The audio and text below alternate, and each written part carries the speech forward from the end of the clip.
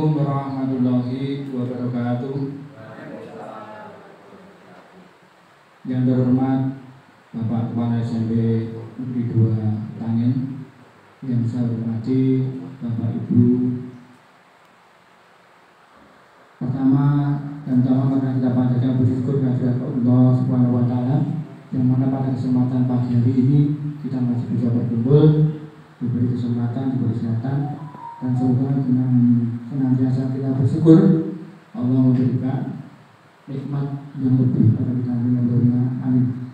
Diselenggarakan yaitu diseminasi budaya positif sekolah dari beliau rekan-rekan kita yang mengikuti, yaitu calon guru penggerak antara lain Bu Rahmawati SPD dan Pak Andi Pratikno SPD. Oleh karena itu pada kesempatan ini dengan acara yang pertama yaitu pembukaan, kemudian yang kedua sambutan, yang ketiga penyampaian materi, kemudian berikutnya dilanjutkan yaitu tanya jawab, dan terakhir penutup. Untuk mengawali kegiatan pada pagi hari ini, marilah kita buka kegiatan dengan bacaan basmalah bersama-sama. Bismillahirrahmanirrahim. Assalamualaikum warahmatullahi wabarakatuh. Yang saya hormati Bapak Ibu Guru sebagai narasumber untuk diseminasi pada hari ini, calon guru penggerak Kabupaten Sragen. Pertama dan pertama marilah kita selamat puji syukur kepada Allah Subhanahu wa Ta'ala karena pada pagi hari ini kita bisa diberikan sehat, diberikan nikmat sehingga kita bisa menjalani aktivitas dalam keadaan tubuh yang nyaman. Alhamdulillah. Bapak Ibu, hari ini adalah kegiatan diseminasi walaupun terkesan agak mendadak, tapi memang dikejar waktu karena harus deadline-nya sebelum tanggal 5 Juli. Rapat tugas ada perpisahan dan juga sebagainya. Maka waktu yang paling pas dengan ini, di mana nanti kita akan belajar bersama tentang budaya positif di sekolah. Saya kira Bapak Ibu Guru sudah tidak asing lagi dengan kalimat budaya positif, karena sebenarnya kalimat ini sudah ada di PNM, baik observasi praktik mengajar maupun di pelatihan mandiri. Pelajaran Pancasila ada yang budaya positif. Nanti kalau ingin belajar lebih mendalam dan punya jati bahkan sudah ada pikir-pikirnya banyak, itu di PNM ada. Artinya apa? Dengan disiplin positif ini nanti kita tidak lagi ada seorang guru menghukum siswa tidak sesuai dengan apa yang ada di pemikiran kita. Sangat budaya positif. Satu contoh, guru matematika tidak ada PR, anak disuruh push up, itu sangat salah. Tidak tertekannya dengan budaya positif. Kemudian walaupun guru olahraga pun mungkin sudah ada korelasinya, kalau misalnya dia tidak menjalankan tugas disuruh push up, tapi kalau guru matematika mestinya tidak seperti itu. Yang kedua, tentang penguatan positif itu sudah mengurangi kata-kata dilarang, jangan gitu. Jadi itu memang kata-kata sebenarnya dikembangkan. Kalau kita ingin melatih disiplin positif, jangan menggunakan dilarang atau jangan. Atau habisnya kata-kata ya hendaknya, sebaiknya, itu akan membuat nilai positif pada anak. Atau misalnya kita menguatkan disiplin positif tentang pemakaian helm. Anak-anak itu akan sadar, diharapkan sadar bukan karena takut sama polisi, disiplin positif, tapi adalah dia sudah sadar karena tidak pakai helm itu kepalanya kalau jatuh bisa pecah dan berakhir fatal. Itu sebenarnya tujuan akhir begitu. Maka nanti kita bisa simak bersama, bisa ditanyakan bersama karena durasi waktunya cukup panjang. 1,5 jam itu lama ya. Jadi bisa pas di situ nanti ada materinya, mungkin ada Ada metode, ada slide-nya, silahkan tanya-tanya, dan akhirnya adalah kita bisa menyimpulkan untuk bisa. Yang paling penting adalah penerapannya. Jadi teori diri kalau tidak diterapkan apalah artinya. Gitu. Jadi maka saya sangat senang sekali kalau ada semakin banyak di sekolah kita semakin banyak guru bergerak. Sangat senang. Karena apa? Satu disiplin tadi bisa menular, walaupun tidak panjenengan tidak ikut bergerak, tapi sudah bisa mendapat ilmu dari teman-teman kita. Masih ada angkatan-angkatan selanjutnya bergerak. Ini CPP baru diumumkan, pengajar praktik baru diumumkan angkatan 11 misalnya sudah diumumkan. Otomatis kalau pengajar praktek nanti ada, berarti kalau guru bergeraknya juga ada. Ini ada lagi. Jadi Bapak Ibu mohon yang masih bisa memenuhi syarat ikut saja, pasti ada banyak manfaatnya. Dan itu dari saya, sekali lagi saya sampaikan terima kasih atas seperti ini, dan pada akhirnya mudah-mudahan bermanfaat untuk pengajian sekolah SMP Negeri 2. Sekian, assalamualaikum warahmatullahi wabarakatuh. Kawan guru penggerak pendidikan guru penggerak tingkat 10 SMP Negeri 2 Kabupaten Sragen tahun 2024. Terima kasih Pak Zul. Sebelumnya, Assalamualaikum warahmatullahi wabarakatuh. Saya ucapkan terima kasih. Saya panjatkan puji syukur dulu kepada Tuhan Yang Maha Esa, di mana kita masih diberi kesehatan sampai hari ini, sehingga kita semua dapat, saya terutama bisa mendiseminasikan budaya positif untuk Bapak Ibu. Semoga hari ini kita semua mendapatkan sesuatu yang bermanfaat untuk kita semua. Saya hormati Bapak Kepala Sekolah, mohon bimbingannya, karena beliau sudah terlebih dahulu mengikuti CGP. Kemudian terima kasih kepada Bu Yuni, mohon nanti masukannya apabila tidak ada sesuatu atau materi yang kurang pas. Bapak Ibu, saya di sini akan menyampaikan penyebaran pemahaman penerapan pengalaman budaya positif.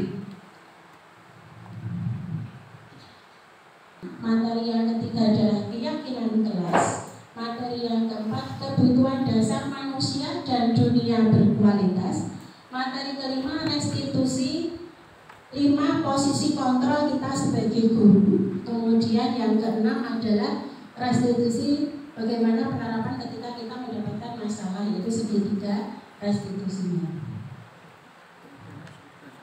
Yang pertama materi disiplin positif dan nilai-nilai kebajikan.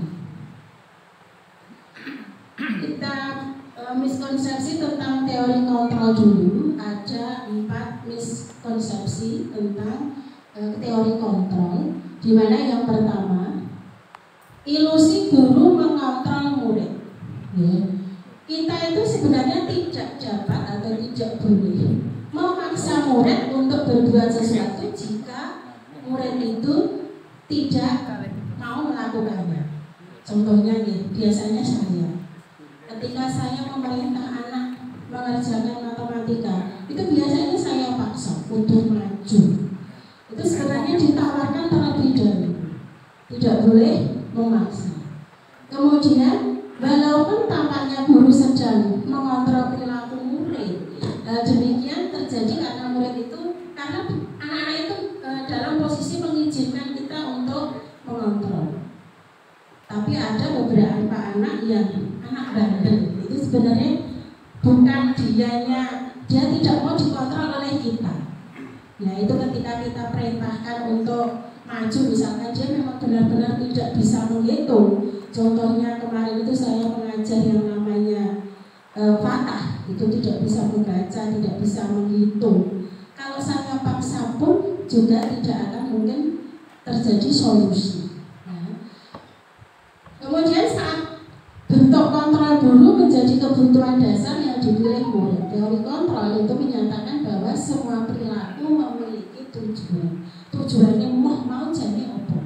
Tujuannya karena dia memang tidak bisa. Mungkin dia memiliki kelebihan pada mapel lain. Kemudian ilusi yang kedua,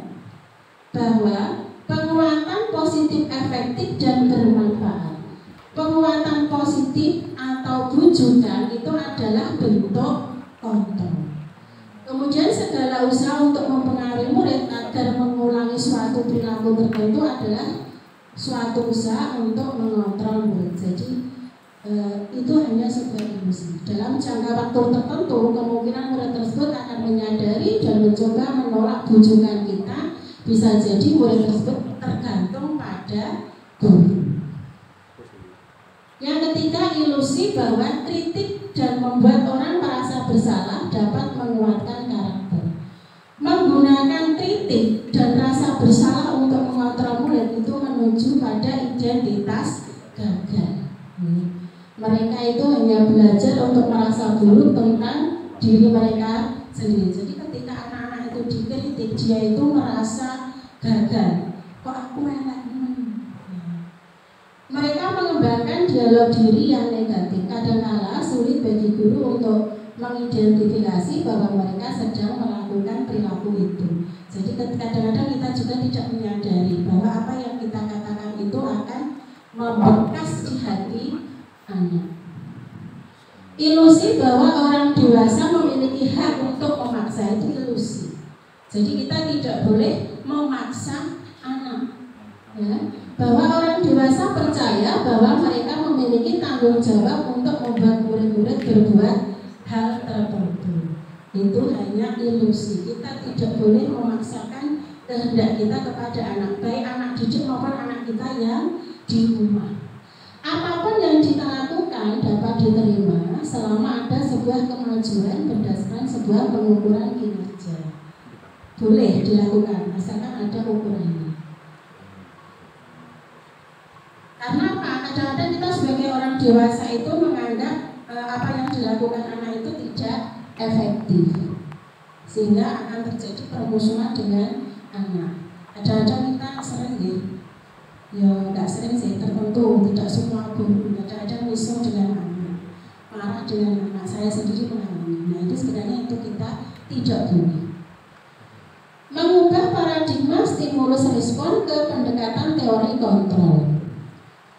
Pada stimulus respon, realitasnya kebutuhan kita itu sama. Padahal secara teori kontrol kebutuhan kita itu berbeda. Kebutuhan saya dengan kebutuhan Bu Sati itu berbeda. Kebutuhan anak satu dengan kebutuhan anak lain itu juga berbeda. Tidak boleh disamakan. Secara SDM juga anak satu dengan anak yang lain itu juga berbeda. Semua orang melihat yang sama. Itu secara stimulus respon. Padahal secara teori kontrol, setiap orang itu memiliki gambaran berbeda, tidak bisa disamakan. Pemikiran orang satu dengan orang lain tidak bisa disamakan. Jadi, mosok aku rasa tidak bisa. Tapi itu memang harus di stimulus juga. Kita mencoba mengubah orang agar berpandangan sama dengan kita. Teori kontrolnya, kita berusaha memahami pandangan orang lain tentang dunia. Jadi pandangan orang lain dengan kita itu tidak boleh sama. Memang harus memaklumi. Contoh misalkan Bu Sati ini nggak bisa, terus Pak Udu kok yang mulai kok rasa, itu tidak boleh. Orang lain bisa mengontrol saya. Secara teori kontrol hanya Anda yang bisa mengontrol diri Anda. Saya misalkan sebagai kurikulum mengontrol perjalanan tidak bisa. Yang bisa mengontrol itu jenengan sendiri. Misalkan saya, misalkan Bapak Kepala Sekolah mempunyai aturan harus tepat waktu masuk kelas. Tapi kalau penjenengan sendiri tidak punya keinginan untuk tepat waktu, itu juga tidak bisa muncul sendiri. Contohnya anak juga. Jadi ketika jenengan mau mengontrol anak, ketika anak itu tidak mempunyai keinginan sendiri untuk mengontrol diri sendiri, itu juga susah. Stimulus respons, pemaksaan ada pada saat bujukan gagal. Secara teori kontrol, kolaborasi dan konsensus menciptakan pilihan-pilihan baru. Model berpikir menang atau kalah. Model berpikir menang-menang. Jadi kalau secara stimulus respons menang ya kalah. Tetapi secara teori kontrol semuanya dianggap menang sesuai bidangnya masing-masing. Nah, ini ada pemantik terlebih dahulu. Bagaimana penerapan disiplin di sekolah kita, Bapak Ibu menurut penjenengan? Bagaimana penerapan disiplin di sekolah kita? Apakah telah efektif? Apakah masih perlu ditinjau kembali? Apakah sesungguhnya arti dari disiplin itu sendiri menurut Bapak Ibu di sekolah kita itu apakah sudah baik, apa perlu ditinjau lagi menurut penjenengan? Setiap guru kan memiliki pendekatan yang berbeda. Artinya memiliki bisa menilai kondisi anak, bahkan bisa menilai kondisi kelas itu memiliki kemampuan yang berbeda-beda. Nah, menurut saya disiplin positif itu memang harus ditinjau setiap saat dan selalu ditinjau ulang. Karena apa? Karena budaya positif itu kan terus kita kembangkan dengan banyak perbedaan.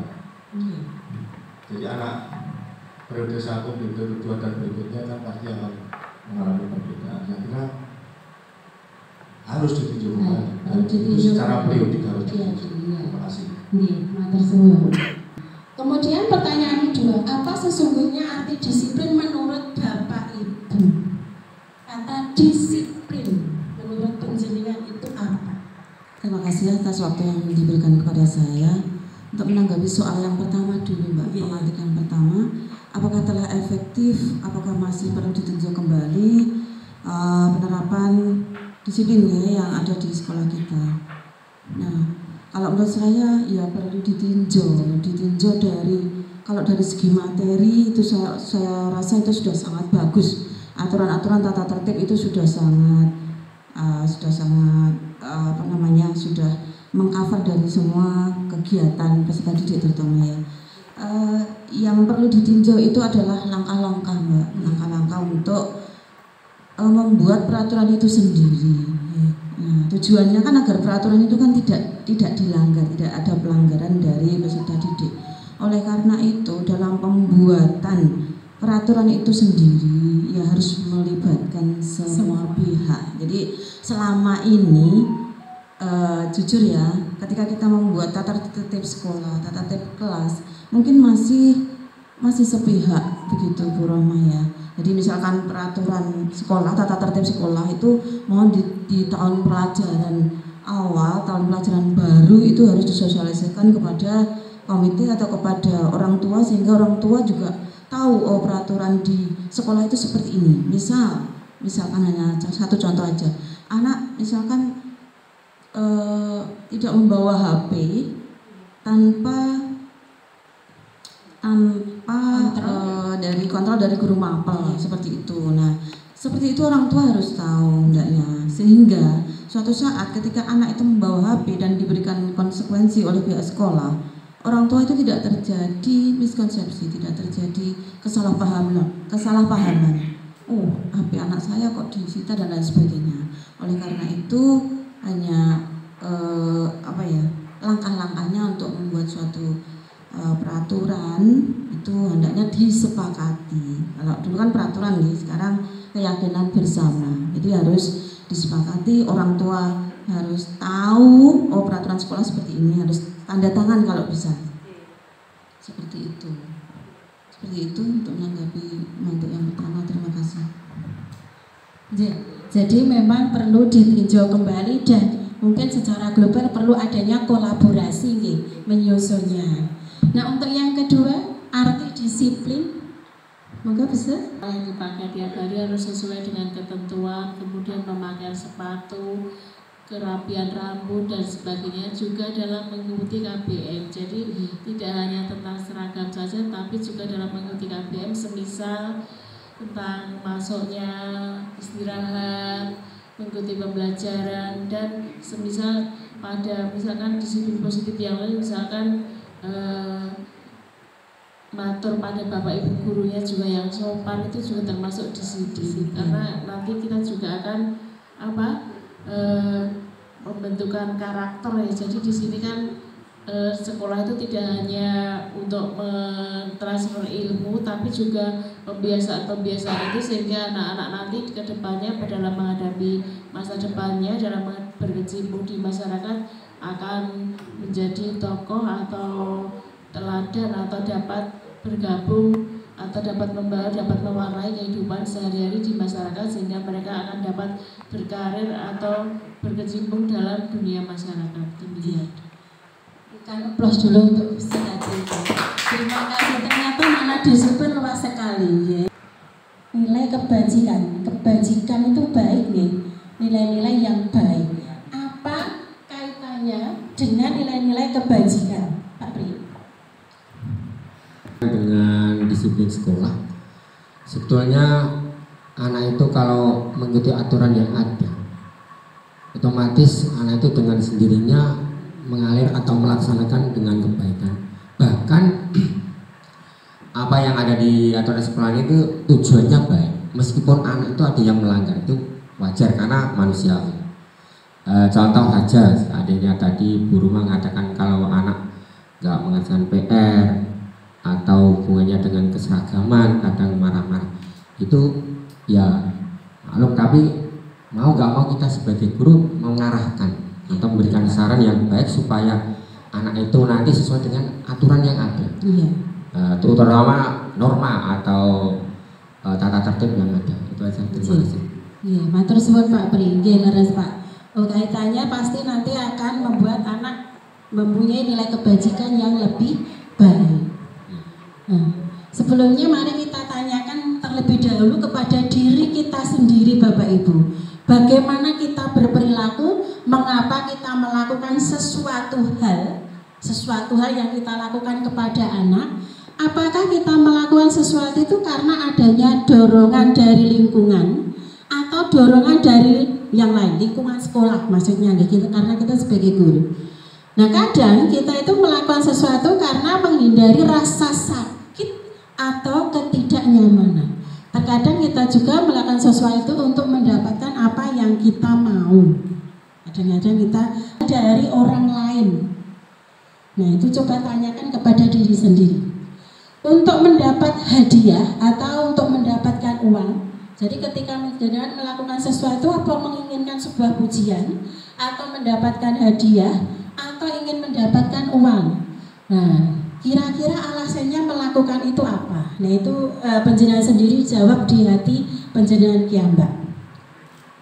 Nah, kata disiplin tadi yang diutarakan oleh Bu Sahati itu sebenarnya berasal dari kata disiplina. Artinya apa? Belajar.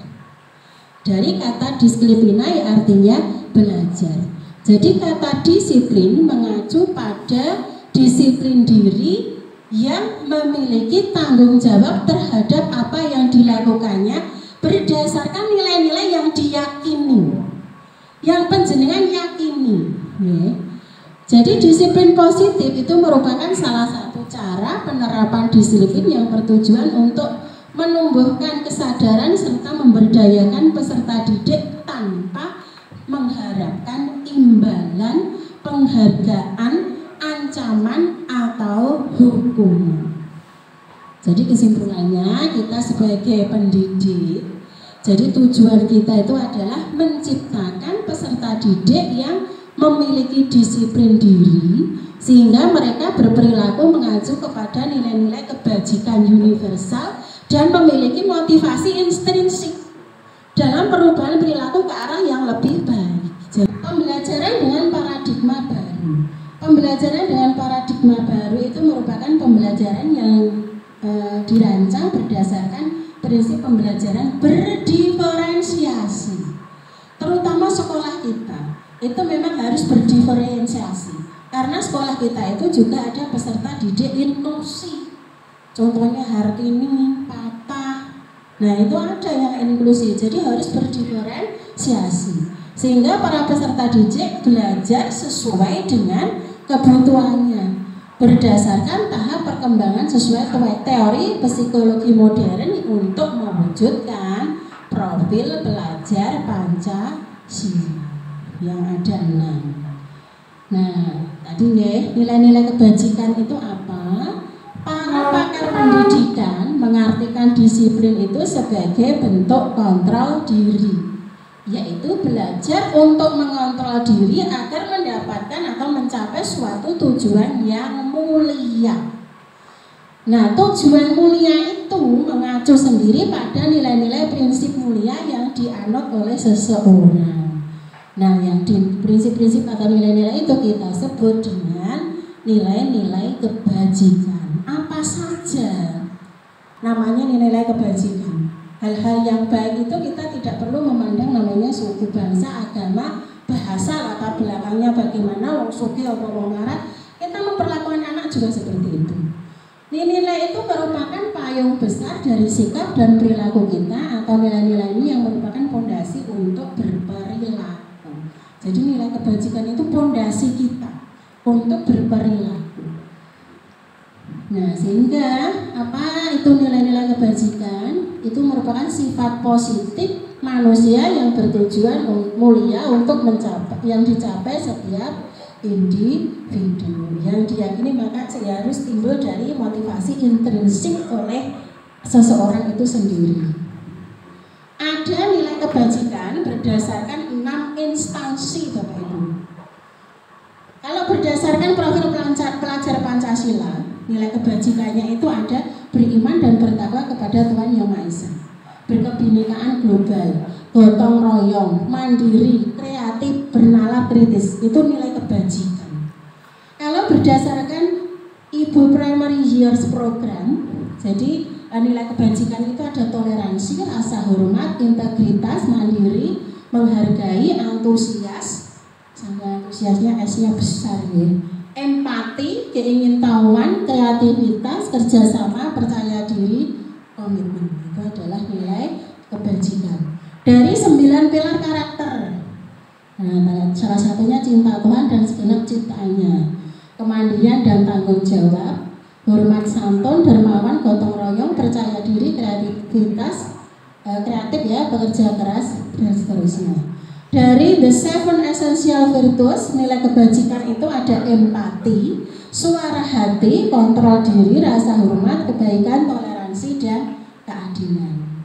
Nah, kalau yang miliknya petunjuk seumur hidup dan keterampilan hidup itu ada 2. Keterampilan hidup itu dapat dipercaya, lurus hati, pendengar yang aktif, tidak merendahkan orang lain, memberikan yang terbaik. Secara petunjuk hidup itu ada peduli, penalaran, bekerja sama, keberanian, keingintahuan. Jadi keingintahuan itu termasuk nilai kebajikan juga. Usaha, keluasan, berorganisasi itu juga termasuk nilai kebajikan dan seterusnya. Untuk dari The Virtues Project, peduli banyak sekali, peduli, rajin, integritas, rasa hormat, dan seterusnya. Banyak sekali nilai kebajikannya. Bapak Ibu, mungkin dari awal panjenengan mengikuti sebuah workshop atau mungkin diseminasi ini saja, atau workshop tertentu, panjenengan awalnya mungkin mendapatkan suatu penghargaan, contohnya sertifikat. Namun mungkin dengan panjenengan mengikuti diseminasi yang kita lakukan hari ini, barangkali atau saya harapkan motivasi Anda berubah menjadi sebuah keinginan menjadi guru dengan nilai-nilai yang panjenengan sendiri yakini. Bila itu terjadi, saya harap dampaknya untuk panjenengan sendiri. Karena itu merupakan hal yang penting.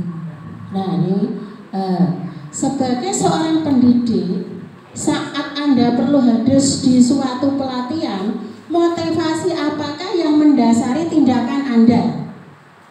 Apakah Anda hadir karena tidak ingin ditegur oleh panitia atau pengawas dan mendapat surat teguran sehingga menghindari ketidaknyamanan dan hukuman? Atau motivasi yang kedua, Anda ingin dilihat dan dipuji oleh lingkungan Anda atau mendapat penghargaan sebagai guru, misalnya guru berprestasi, atau mendapatkan imbalan atau penghargaan dari orang lain. Motivasi penjenengan itu yang mana? Biasanya ketika jenengan mengikuti sebuah pelatihan, Yang pertama atau yang kedua? Yang pertama, yang kedua. Ngomong ditegur nggih. Biasanya jenengan mencari kenyamanan nggih supaya tidak ditegur. Atau yang ketiga, Anda ingin menjadi pembelajar sepanjang hayat, menjadi orang yang berusaha dan bertanggung jawab, serta menghargai Anda sendiri sebagai teladan bagi murid-murid. Dari ketiga motivasi itu, sebelumnya ketika mengikuti pelatihan, motivasi yang mana panjenengan? Ini hadir biar tidak ditegur. Yang kedua, mendapat dipuji oleh lingkungan. Yang ketiga, menjadi pembelajar sepanjang hayat. Tidak semuanya. Terus yang mana? Jadi yang diharapkan panjenengan itu mempunyai motivasi yang ketiga. Jadi panjenengan itu bisa menjadi pembelajar sepanjang hayat dan berusaha bertanggung jawab, menghargai diri sendiri. Kalau jenengan mempunyai kompetensi, jenengan punya value, mempunyai nilai, mempunyai kompetensi. Ya. Nah, ini ada pertanyaan. Bila di sekolah kita atau panjenengan tidak ada aturan yang memberikan surat teguran bagi tenaga pendidik yang sering datang terlambat, atau tidak ada atasan yang memberikan Anda penghargaan menjadi tenaga terbaik karena sering tepat waktu, apakah Anda akan tetap datang tepat waktu untuk mengajar murid-murid? Jelaskan alasan Anda. Tidak ada teguran, tidak ada penghargaan. Kira-kira panjenengan apakah juga akan mengajar tetap mengajar murid-murid? Enggak. Jelaskan alasan Anda.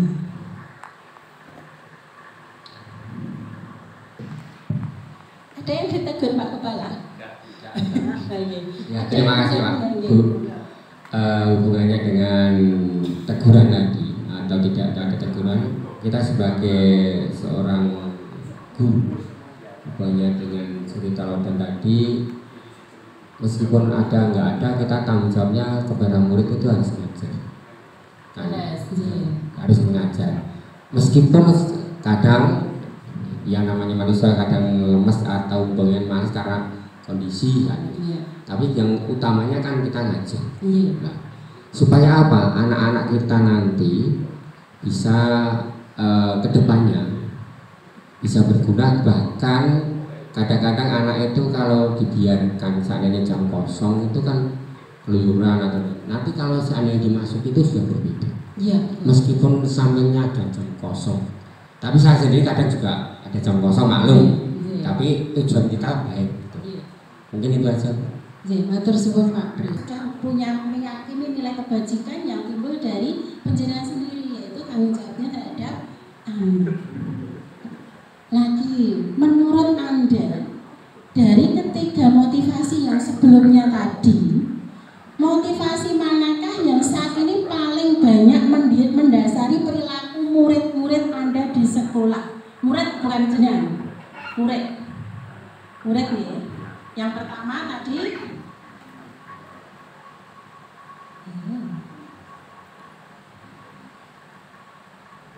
nah ini murid oke. Yang mana yang saat ini dilakukan oleh murid? Tidak ingin ditegur, tidak ingin dipuji, dia menjadi pelajar yang seumur hidup atau pelajar sepanjang hayat, berusaha bertanggung jawab pada diri sendiri. Anak-anak saat ini, kalau sepanjang saya ngajar itu yang kedua, karena kalau dikasih nilai atau dikasih dikoreksi pekerjaannya itu mereka senang sekali, apalagi dikasih nilai dapat nilai 100 itu mereka sangat senang sekali. Jadi ketika saya memberi tugas atau apa latihan itu memang harus dikoreksi seperti itu. Berarti anak-anak lebih suka mendapatkan penghargaan. Betul, itu sebenarnya anak-anak manusiawi. Tetapi apakah ada anak yang bertanggung jawab untuk diri sendiri tetap belajar tanpa doyai? Adakah? Masih ada nih Pak Wi? Tetap masih ada.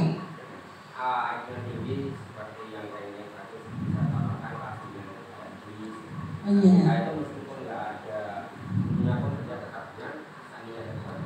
Mengerjakan. Yang lainnya kalau laki-laki. Iya. Iya. Kalau yang misalkan yang pertama, anak sing wedi ditegur, sementing mlebu terus. Ada nggih? Ada.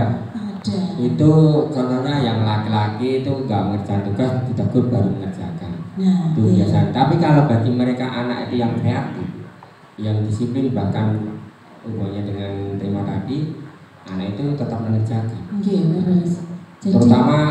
Terutama anak laki-laki yang pengaruh karena lingkungan pergaulan, bahkan jam-jam kosong yang sifatnya dia nggak mau berusaha. Ini menurut saya. Nah, ini terutama menurut saya kalau untuk anak. Karena apa? Sebentar lagi. Karena apa? Kadang-kadang dalam kita mengajar di dalam kelas sekarang kurang penguasaan kelas. Kadang kita ngajar rame sendiri, tidak memperhatikan. Kadang anak itu nyantai. Tapi kalau kita sekali-kali keliling atau mungkin ditegur, tapi dengan teguran yang halus, mungkin anak kan berubah. Tapi kadang-kadang kalau seandainya rame dibiarkan, ya nanti kan tetap mengganggu yang lain. Itu menurut saya. Terima kasih. Iya. Berarti pembelajarannya harusnya menyenangkan ya, biar anak memperhatikan. Jadi ketika anak tugas yo ngerjake, mlebu yo mlebu, itu dia menghindari ketidaknyamanan atau menghindari sebuah hukuman. Jadi ketiganya dalam posisi ini peserta didik kita ada semua nih. Kemudian strategi apa yang selama ini Anda terapkan? Ini sudah dijawab Pak Bin tadi malah nih. Berkeliling tadi. Nilai kebajikan yang Anda rasakan penting saat ini untuk ditanamkan pada murid-murid Anda di kelas atau sekolah. Nilai kebajikannya apa? Yang saat ini urgent untuk anak-anak. Nilai kebajikan yang harus anak-anak harus diterapkan. Baik, untuk melihat dari lingkungan suasana di sekolah kita pada saat ini, untuk segera ditangani adalah dari perkataan atau ucapan itu sudah sangat seperti membudaya. Ya, kita tahu sendiri ya. Jadi termasuk perundungan verbal pertama. Ya. Temennya ada kesalahan sedikit langsung misuk seperti itu. Nah itu bagi saya adalah hal yang urgent yang perlu segera ditangani biar nanti tidak berlarut-larut dan menjadi budaya SMP kita seperti itu. Itu saja satu. Berarti nilai kebajikannya adalah menghormati orang lain ya.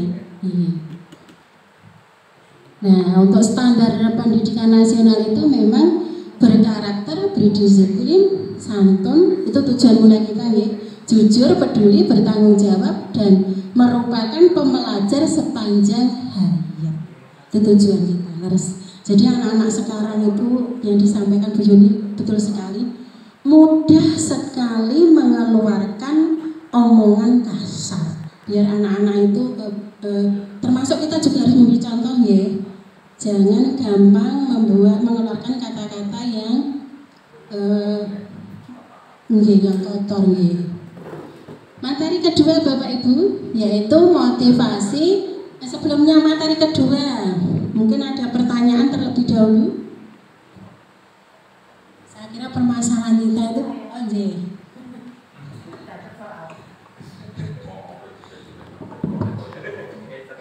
sedikit ya Bu Roma, saya ingin bertanya tentang materi yang di awal tadi.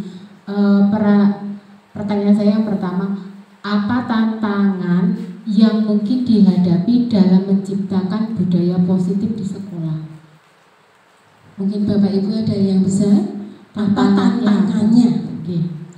tantangannya menghadapi budaya positif di sekolah. Nah, Pak Uden ya, monggo. Jawab.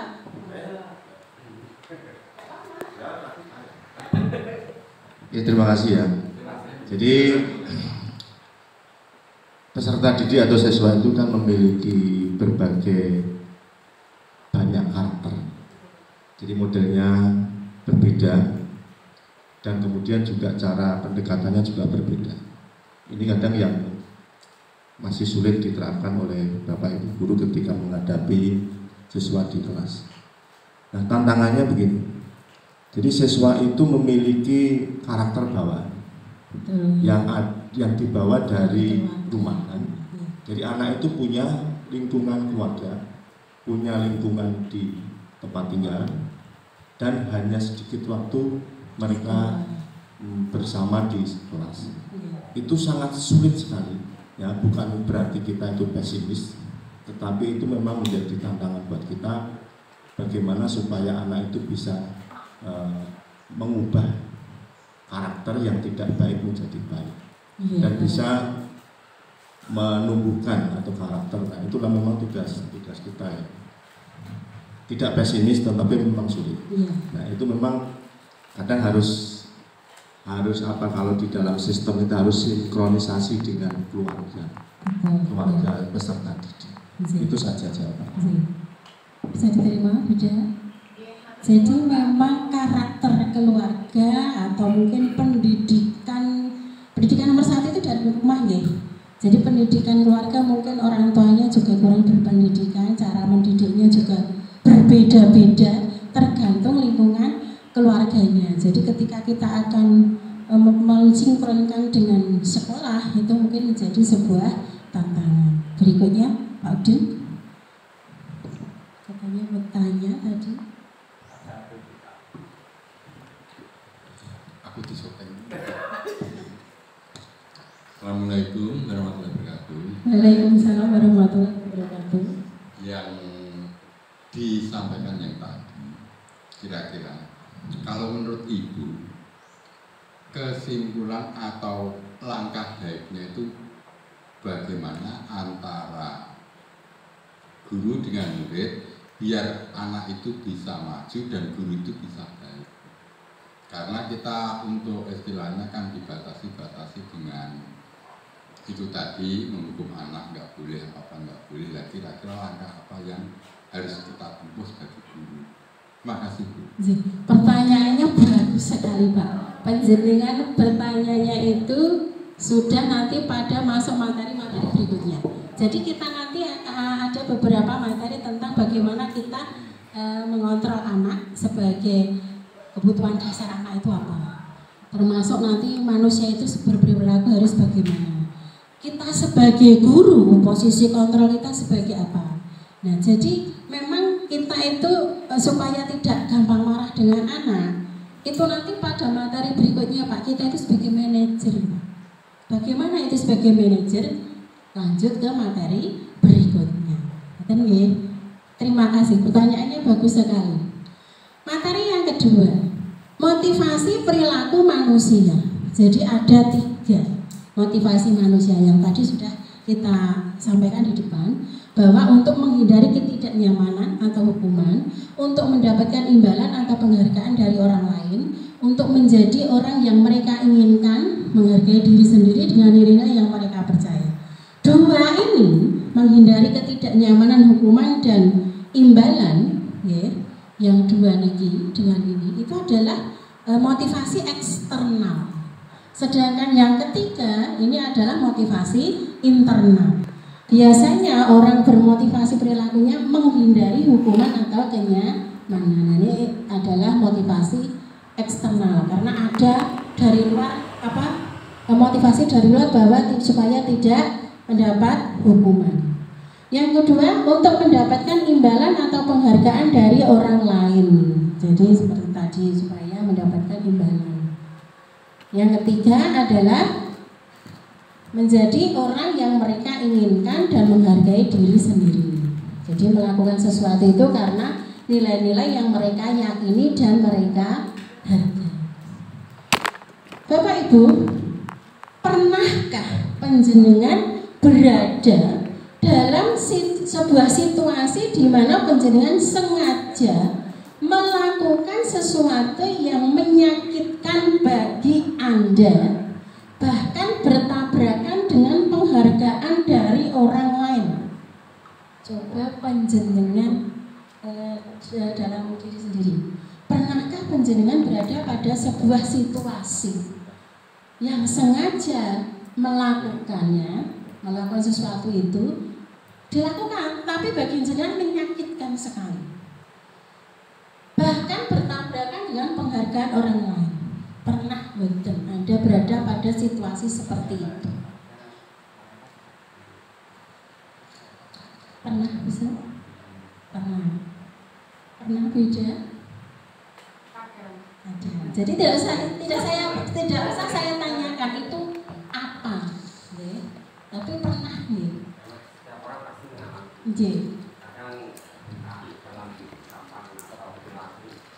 Ya mungkin ucapan dan perilaku itu kadang sekarang nggak sengaja kan kita bisa menyakitkan orang lain, bahkan kita nggak merasa apa yang kita lakukan tadi kadang menyakitkan orang atau diri kita. Nah itu kadang-kadang ya apa namanya apa yang kita lakukan tidak sengaja itu. Terima kasih. Setiap orang pernah mengalami itu menyakitkan bagi kita, tetap meskipun itu tidak mendapatkan penghargaan dari orang lain. Yang kedua, mengapa Anda tetap melakukannya padahal Anda tahu akibatnya akan menyakitkan? Anda mungkin akan dikecam secara sosial, bahkan ada kerugian secara finansial. Alasannya apa? Apa prinsip-prinsip yang Anda perjuangkan dan Anda lindungi? Prinsip apa? Ketika tetap jenengan lakukan, prinsip apa yang penjenengan lindungi itu apa? Ujane menyakitkan kok tetap dilakukan. Saat itu Anda sedang menjadi orang yang seperti apa? Situasinya apa?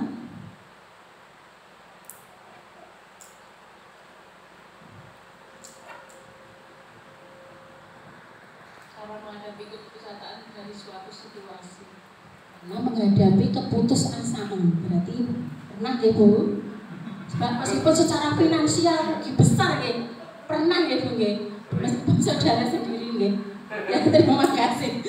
Kenapa prinsip itu tetap Anda lakukan meskipun itu menyakitkan? Kenapa masih jenengan kerjakan? Karena bagaimana ya? Karena manusia itu kadang-kadang kan hatinya dibolak-balik. Begitu, bukan karena itu masih saudara saya.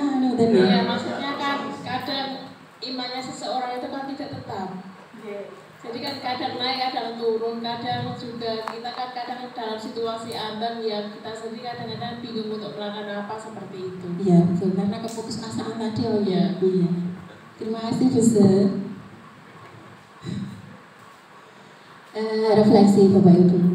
Yang pertama, kita sebagai seorang guru saat kita hadir mengajar di kelas tepat waktu, motivasi apa yang mendasari tindakan itu? Ketika kita mengajar tepat waktu, apakah kita datang tepat waktu karena tidak ingin ditegur oleh atasan sehingga supaya tidak mendapatkan surat peringatan, atau Anda ingin mendapat pujian dari atasan sebagai guru berprestasi biar mendapatkan imbalan atau penghargaan pujian tadi ya? Atau Anda ingin menjadi orang yang menghargai waktu, menghargai diri sendiri sebagai teladan bagi murid-murid? Karena itu sudah suatu kewajiban, kan kita kewajiban guru kan mengajar. Jadi kan ada target kita kurikulum, ada tujuan pembelajaran yang harus kita capai. Jadi kita harus mengajar tepat waktu untuk melebihi target, juga untuk memenuhi kewajiban kita. Kan kita sebagai insan Tuhan kan kalau kita sudah bekerja punya tanggung jawab seperti itu, ya kita harus bekerja karena kita digaji oleh negara dan kewajiban kita sebagai kepada Tuhan dan kepada pemerintah. Jadi sekaligus ya, karena berarti menjenengan itu sudah menjadi nilai kebajikan dari intrinsik sendiri nggih Bu nggih. Nggih, matur suwun Bu Sri, semoga tambah setelah mengikut ini tambah tertib sekali. Nggih.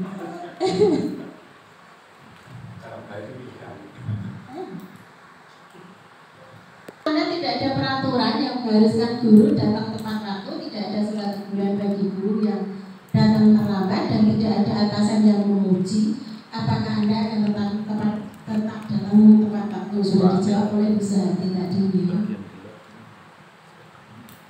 Nah, sebenarnya ini ada kasus Bapak Ibu. Iva kurang menguasai pelajaran matematika, sehingga pada saat pelajaran tersebut berlangsung dia lebih banyak berdiam diri atau menggambar di buku pelajarannya.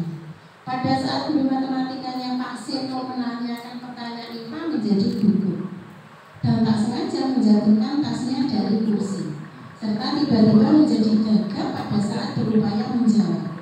Seluruh kelas tertawa melihat perilaku Iva yang berbicara tergagap dan terkejut tersebut. Pak Seno pada saat itu membiarkan teman-temannya Iva menertawakan Iva yang tergagap dan malu di luar biasa, dan malah minta Iva untuk maju ke depan dan berdiri di depan kelas sambil menunjuk hidungnya karena tidak bisa menjawab pertanyaan Pak Seno. Kelas makin gaduh dan anak-anak pun tertawa melihat Iva di depan kelas memegang ujung hidungnya.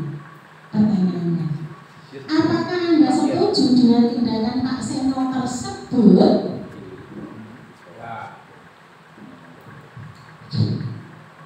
Mengapa menurut Anda tindakan Pak Seno terhadap Iva merupakan hukuman atau konsekuensi? Kita coba saya jawab. Tindakan Pak Seno terhadap Iva, apakah Anda setuju dengan tindakan Pak Seno? Saya jawab saya tidak setuju. Mengapa? Karena menegur seseorang yang mungkin melakukan kesalahan di depan orang banyak itu akan sangat menjadikan harga diri. Jadi sampai Iva itu sampai tergagap-gagap, kemudian juga teman-temannya itu menertawakan, itu suatu tindakan yang kurang tepatnya tidak benar menurut saya seperti itu. Selain menjatuhkan harga diri, lalu dia juga nanti akan menjadi malu, dia juga akan merasa sangat bersalah. Seperti itu. Terima kasih. Jadi jawab yang kedua, sebuah hukuman atau konsekuensi? Menurut saya hukuman.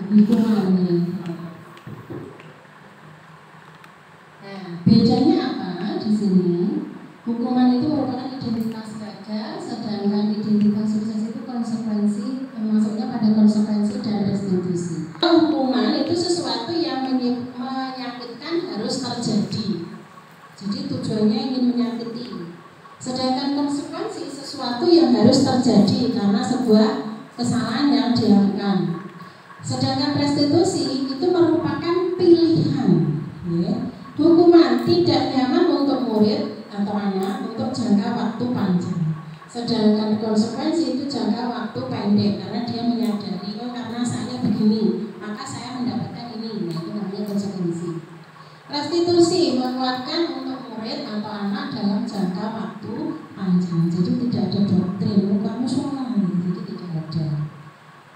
Korban mendapat keadilan, korban bisa diabaikan, korban mendapatkan ganti, dan seterusnya. Sifatnya hukuman itu negatif. Kalau konsekuensi itu sikapnya netral, sedangkan restitusi itu sifatnya positif. Nah, itu bisa dibaca nih. Jadi kalau restitusi itu murid belajar bertanggung jawab untuk perilakunya, fokus pada pemecahan dalam jangka waktu panjang. Kasus kedua, hampir sama ini.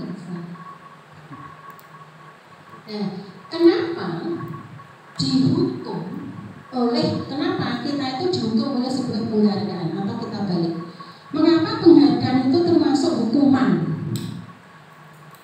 Tindakan memberi penghargaan itu nilainya sama dengan menghukum seseorang. Itu menurut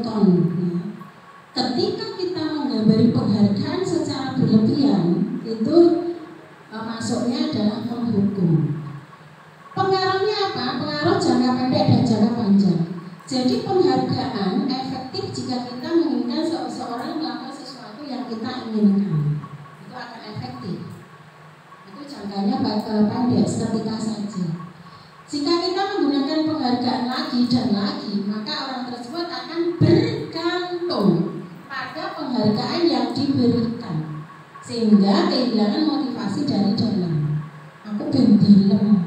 Nah, ketika tidak ada singelem, misalkan ganti guru, berbeda lagi dalam penghargaannya, dia sudah tidak termotivasi lagi. Ya. Jika kita mendapatkan penghargaan untuk melakukan sesuatu yang baik, maka selain kita senantiasa mendapat penghargaan tersebut, menjadi tidak menyadari tindakan yang kita lakukan. Jadi jangka pendeknya, mungkin ganti guru, anak tersebut sudah tidak termotivasi. Penghargaan tidak efektif. Yang kedua, suatu benda atau peristiwa yang diinginkan yang dibuat dengan persyaratan. Jadi aku belum maju berarti kayak nilai 90 atau 100. Nah, itu syarat, dia minta syarat. Nah, ketika dia mengharap suatu penghargaan dan tidak mendapatkannya, maka dia akan kecewa dan berkecil hati. Nah, kemungkinan lain, saya tidak akan berusaha sekeras sebelumnya karena dia kecewa. Jika kita memberikan seseorang penghargaan melakukan sesuatu, kita harus terus-menerus memberikan penghargaan jika orang tersebut menerus perilaku yang kita inginkan. Jadi intinya, contoh ya, merokok saja. Ketika itu tidak timbul dari jenengan, ketika kamu berhenti merokok, mungkin tak bayar misalkan 10 juta, nah itu kan, kalau 10 juta minta nggak rokok lagi. Sebagian dari mereka akan tidak menyukai orang yang diberikan penghargaan diri. Kemudian ketika guru itu sering memberikan penghargaan murid-murid, besar kemungkinan murid-muridnya itu akan termotivasi hanya untuk menyenangkan guru, tidak ada sikap jujurnya. Kemudian penghargaan mengurangi ketepatan. Pada sebuah riset pertama, sekelompok anak laki-laki berusia sekitar 9 tahun diminta untuk melihat gambar-gambar wajah yang ditampilkan di layar, dan mereka harus memberitahukan jika wajah-wajah tersebut sama atau berbeda. Gambar-gambar tersebut hampir sama. Beberapa dari mereka diberi penghargaan dalam bentuk uang pada saat mereka memberikan jawaban benar, sementara sebagian yang lain tidak. Jadi sing iso jawab sing dikai hadiah. Hasilnya anak laki-laki yang dibayar itu membuat lebih banyak kesalahan. Itu riset nih. Yang kedua, riset kedua yaitu diminta mengingat kata-kata tertentu. Kemudian mereka diminta mengambil kartu yang berisi kata-kata yang diingat. Beberapa anak diberikan permen, setiap mereka memberi jawaban yang benar, dan sebagian yang lain hanya diberitahu saja bila jawaban mereka benar. Jadi kayak hadiah tidak sama. Sing siji jawab benar kayak permen, yang orang dikai benar. Anak-anak yang mendapatkan permen jawabannya banyak yang tidak tepat dibandingkan anak-anak hanya diberitahu jawabannya benar. Jadi riset itu dibuat dalam dua ruangan yang berbeda.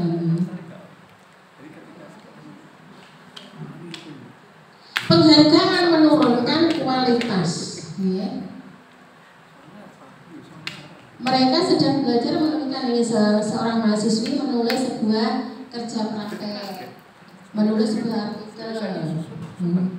Seiring waktu semakin mampu bekerja dengan cepat, sedangkan mahasiswa yang dibayar, jadi membuat artikel ada yang dibayar dan ada yang tidak dibayar. Maka yang tidak dibayar itu lebih cepat.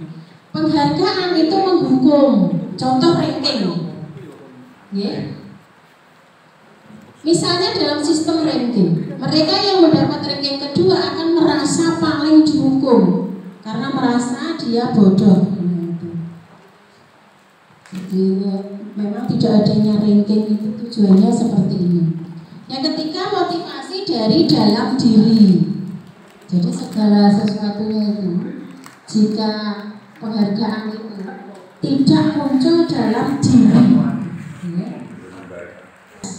apakah Anda akan membiarkan dia membayar harga gelas yang dipecahkan? Kira-kira dibayar jangan boleh tidak?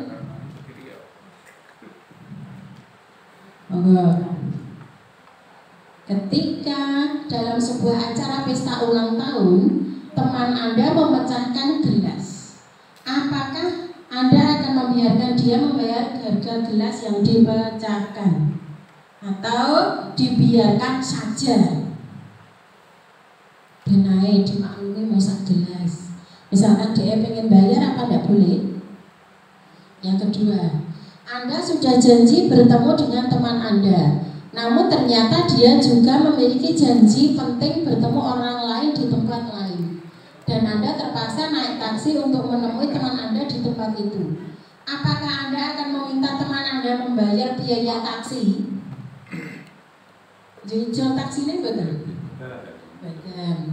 Bagaimana Anda membuat kesalahan yang menyebabkan kerugian finansial pada perusahaan? Pegawai tersebut menawarkan untuk bekerja lembur tanpa bayaran. Sebagai pemilik perusahaan, apakah Anda membiarkan hal tersebut?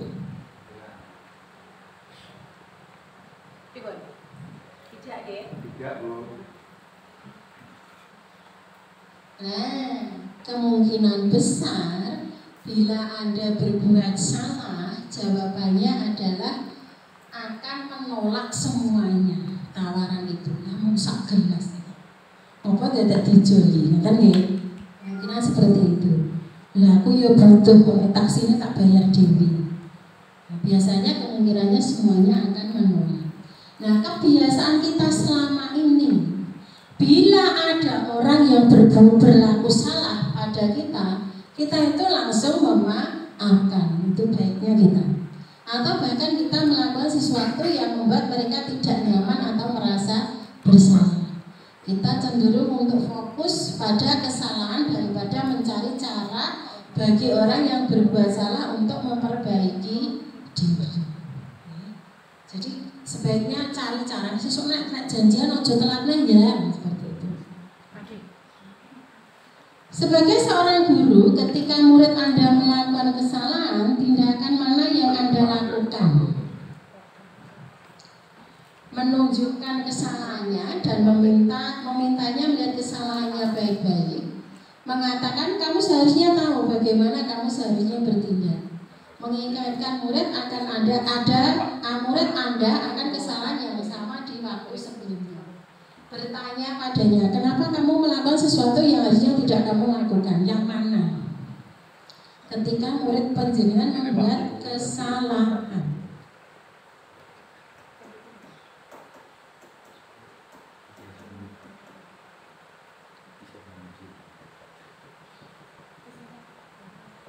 Yang di atas boleh? Nomor 4. Ya, kalau saya memilih nomor 4. Nomor apa? Bertanya mengapa kamu melakukan sesuatu yang seharusnya tidak kamu lakukan. Itu artinya kita berkomunikasi. Mungkin ada alasan tertentu bagi sesuatu tersebut, latar belakangnya dia melakukan sesuatu seperti itu. Iya. Bagaimana sebaiknya kita merespon murid ini? Nah, restitusi itu ada 10 ya. Jadi restitusi itu bukan untuk menebus kesalahan, namun untuk belajar dari kesalahan. Jadi kita itu bukan menebus, anak-anak itu bukan menebus kesalahan, namun untuk belajar dari kesalahan. Restitusi itu memperbaiki hubungan. Restitusi adalah tawaran, bukan paksaan. Restitusi menuntut untuk melihat ke dalam diri kita, kebajikan kita, mencari kebutuhan dasar yang mendasari tindakan. Restitusi diri cara yang paling baik dan seterusnya. Yang ketiga, materi keyakinan kelas. Mengapa keyakinan kelas, bukan peraturan kelas? Kenapa harus keyakinan kelas, bukan peraturan kelas? Contoh, mengapa kita tidak memiliki peraturan tentang penggunaan helm pada saat mengendarai kendaraan roda 2 atau motor? Yang kedua, mengapa kita memiliki peraturan tentang penggunaan masker dan mencuci tangan setiap saat? Kenapa seperti itu? Nah, karena jawabannya adalah yang pertama tadi, mengapa kita harus menggunakan helm? Untuk keselamatan. Mengapa kita memiliki peraturan tentang penggunaan masker dan mencuci tangan? Untuk kesehatan dan atau keselamatan. Dua hal ini yang disebut dengan nilai-nilai kebajikan universal yang disepakati secara tersirat dan tersurat lepas dari latar belakang suku, bangsa, negara, bahasa maupun agama. Ini semuanya, bangsa manapun, negara manapun, suku manapun, agama manapun, namanya nilai kebajikan, keselamatan dan kesehatan itu pasti semuanya menggunakan. Jadi keyakinan sekolah atau kelas, kita sebagai guru berperan dalam mewujudkan terbentuknya keyakinan sekolah atau kelas dengan adanya kesepakatan antara guru dan murid. Jadi keyakinan sekolah atau kelas itu berupaya menyatakan universal yang mudah diingat, dipahami dan harus diterapkan dalam lingkungan sekolah. Nah, bagaimana tahapannya menciptakan program kebajikan? Lihat daftar kebajikan yang telah disusun bersama. Jadi disusun bersama tadi antara murid dan guru. Dilihat dulu. Tentukan nilai-nilai kebajikan yang ingin dijadikan perhatian utama di sekolah atau kelas Anda yang sudah dibuat antara murid dan guru tadi. Curah pendapat dalam kelompok. Kemudian sempurnakan beberapa daftar nilai-nilai kebajikan yang utama. Bahas kembali dalam kelompok utama. Buatlah poster atau muat di media, di sosial media. Nah itu boleh nanti di grup WA bisa di-share. Pembentukan keyakinan kelas. 1. Bersifat abstrak. 2. Berupaya penyataan universal. 3. Dibuat dalam pernyataan positif. Jadi tidak boleh ada yang dihindari Pak Pala tadi. Tidak ada kata jangan dan tidak. Sedikit saja agar mudah diingat. Menggawe keyakinan kelas itu sedikit saja. Jangan terlalu banyak biar mudah diingat oleh anak-anak. Yang kelima, sesuai dengan kondisi kelas dan sekolah sehingga mudah diterapkan. Disesuaikan kondisinya anak. Misalkan susah didapatkan kalau di sekolah kita ini, sehingga anak nggak bisa mencapai itu jangan sampai digunakan. Semua warga sekolah atau kelas dilibatkan saat membuat keyakinan kelas. Jadi tidak hanya guru murid, semua warga, semua warga sekolah bersedia meninjau kembali keyakinan kelas dari waktu ke waktu. Yang di atas itu adalah contoh keyakinan kelas yang kemarin saya praktekkan di kelas 7.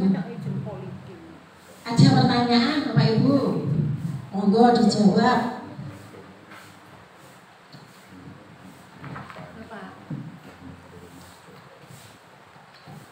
Aturan di bawah ini, kemudian tadi kan sudah melihat nilai kebajikan itu apa saja nih dari 6 institusi tadi. Nah, nilai kebajikan. Nilai kebajikannya apa? 1. Ketika kembalikan barang ke tempatnya. 2. Dilarang mengganggu orang lain. 3. Hadir di sekolah 5 menit sebelum penghargaan dimulai. 4. Dilarang melakukan kekerasan. 5. Dilarang menggunakan narkoba. 6. Bergantian atau menunggu giliran. 7. Dilarang merokok. Contohnya yang sebelumnya tadi kan ada Jawab aneh. Oh, yo kuwi wae kok. Dah, ini tulisnya. Terus. Mangga. Nah, tongkas. Ayo. Artinya nomor digital bertanggung jawab ini. Kembalikan barang ke tempatnya. Nilai kebajikan atau keyakinan kelasnya apa? Kembalikan barang ke tempatnya. Dilarang mengganggu orang lain. Hadir di sekolah 15 menit sebelum pembelajaran dimulai. Dilarang melakukan kekerasan. Dilarang menggunakan narkoba. gantian atau menunggu giliran.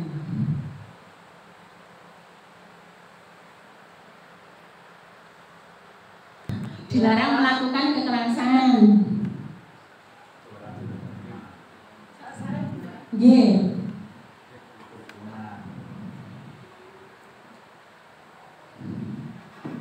Kapri nomor 1, kembalikan barang ke tempatnya. Jawaban jenengan A. Kembalikan barang ke tempatnya. Kalau kita meminjam barang, contohnya dari guru raga, pinjam bola, itu kalau kita untuk main bola voli atau sepak bola, setelah selesai harus dikembalikan pada tempatnya biar nanti tidak hilang atau mungkin tidak rusak. Yang lain lagi, seandainya kita meminjam barang temannya, kalau saya kepada bapak ibu guru pinjam entah staples, entah itu penggaris, kalau sudah saya kembalikan. Karena apa? Biar nanti ke belakangnya nanti kalau kita pinjam lagi diperbolehkan. Kadang-kadang orang yang nggak sadar pinjam lupa terus nanti hilang atau nggak dikembalikan, akhirnya yang punya kecewa. Itu menurut saya gitu. Nilai kebajikannya apa berarti? Tanggung jawab. Tanggung jawab. Aku nomor 2. Dilarang mengganggu orang lain. Nomor 2-nya ya supaya nyaman untuk orang lain dan kita sendiri. Oke. Bisa nanti nomor 3 sebelum pembelajaran dimulai. Tepat waktu. Tepat waktu. Dilarang melakukan kekerasan. Menghormat. Nanti dulu. Nanti dibahas. Nomor 4, dilarang melakukan kekerasan, itu bisa menggunakan kesepakatan menghormati orang lain. Menghormati orang lain. Nomor 5, Pak Is, monggo. Dilarang menggunakan narkoba. Nilai kebajikan atau keyakinan kelasnya nopo? Biar apa? Dilarang menggunakan narkoba.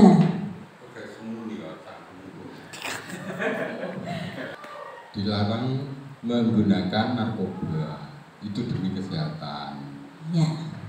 Terus yang keenam, Monggo. bergantian atau menunggu giliran itu melatih kesabaran dan disiplin. Nomor 7 beda. Dilarang merokok. Menurut saya kesehatan. 8, menggunakan masker ya kesehatan juga. Yang 9, Pak Andi. Berjalan di kelas dan koridor. Untuk nomor 9 itu menghormati orang lain untuk nilai kebajikannya. Nah, jawaban penjelasan tadi bagaimana? Kembalikan barang ke tempatnya. Itu melatih anak untuk bertanggung jawab. Jadi nilai kebajikannya tadi yang salah siapa nggih? Boleh kok nggih. Bisa tadi untuk apa, Bu? Tepat waktu, komitmen nggih, lebih ke komitmen harus. Bagaimana prosedurnya? Nah, ini mempersilahkan warga sekolah atau supaya tercipta keyakinan kelas. Warga sekolah dan murid-murid tercurah pada pendapat tentang peraturan yang perlu disepakati. Mencatat semua masukan, gantilah kalimat-kalimat dalam bentuk negatif menjadi positif. Ditinjau kembali yang sudah diusulkan, kemudian ditinjau ulang ya secara bersama-sama. Yang keenam, setelah keyakinan kelas selesai dibuat, semua warga kelas dipersilahkan meninjau ulang dan menyetujui dengan menandatangani keyakinan kelas tersebut. Yang ketujuh, diletakkan di dinding kelas. Jadi pernyataan Pak Agung yang pertama tadi harus ditinjau ulang, begitu betul nih Pak. Contoh keyakinan kelas di kelas 1, setiap anggota kelas perlu belajar, setiap anggota kelas perlu senang, setiap anggota kelas perlu melakukan tugas, setiap anggota kelas perlu saling menghargai, setiap anggota kelas perlu merasa nyaman. Contoh itu. Kalau kelas 1 SD diberi keyakinan kelas, misalkan, ya susah deh lah mengingatnya. Itu kan hanya belajar, senang, melakukan tugas, saling menghargai dan merasa aman. Nah, itu contoh kelas 5 dan seterusnya. Nah, kegiatan-kegiatan pendalamannya ada kegiatan tampak dan tidak tampak, ditunjukkan pada tabel T. Tampak itu datang tepat waktu, terlihat nih, oh itu anak itu datang tepat waktu. Tidak tampak, sering hadir terlambat itu kan. Bekerja misalkan, tekun bekerja dan menyimak guru. Tidak tampaknya tidak mendengar guru dan acuh tak acuh. Rasa diterima dan miliki, contohnya melibatkan semua anggota kelompok. Tidak tampaknya mengucilkan, cah bodoh gak dijalui pendapat, nah seperti itu. Nah itu tidak boleh ya. Nah itu ada tabel Z. Terlihat itu berempati kepada perasaan orang lain, memegang barang milik orang lain hanya dengan izinnya dan seterusnya. Nah ini contoh-contohnya ya. Nah yang keempat Bapak Ibu, materi yang keempat, kebutuhan dasar manusia. Kebutuhan dasar manusia itu adalah segala sesuatu yang kita lakukan untuk mendapatkan apa yang kita inginkan. Seluruh tindakan yang kita lakukan memiliki tujuan tertentu dan semua usaha terbaik yang kita lakukan dalam rangka agar kebutuhan dasar kita terpenuhi dengan baik. Itu namanya kebutuhan dasar. Ini sebenarnya ada contoh. Bu Ambar, adik kelas 2 SD, bingung menghadapi ulah salah satu muridnya, yaitu Doni. Beberapa anak di kelas 2 telah datang padanya dan mengeluhkan Doni seringkali meminta bekal makan siang dengan memaksa. Jika Anda menghadapi situasi seperti Ibu Ambar, apa yang Anda lakukan? Menurut Anda kira-kira alasan Doni melakukan itu apa? Kok senengannya ngerebuti jajanannya temennya itu, kira-kira alasan Doni melakukan itu apa? Sinten?